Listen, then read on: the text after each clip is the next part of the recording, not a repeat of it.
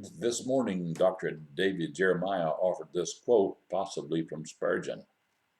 He said, "We need to learn to kiss the wave that tosses us onto the rock of ages."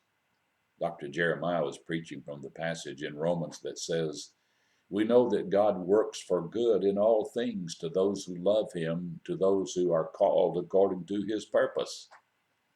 And sometimes that purpose is to toss us on to the rock of ages.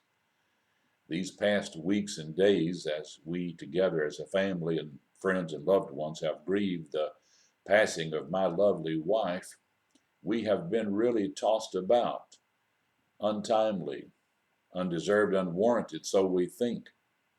We know that somewhere along the way, God has a greater power and God has a greater purpose. So we're trying to learn that particular lesson, that even when we are tossed about by the waves of life, inundated, coming up, spitting water and wondering and worrying, are we going to survive? Are we going to make it? Or are we going to drown? We have found God's grace to be all sufficient. And I've told others what has happened and accrued to us over these past days has done nothing more than drive us to our knees, that we would seek a closer, more intimate relationship with God, our Heavenly Father, through Jesus Christ.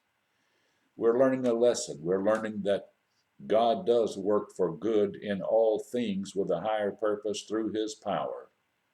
And we are learning the lesson that we too can kiss the wave that tosses us onto the rock of ages, the rock that stands. Thanks for watching Don Howell, today's Light and Love from Liberty.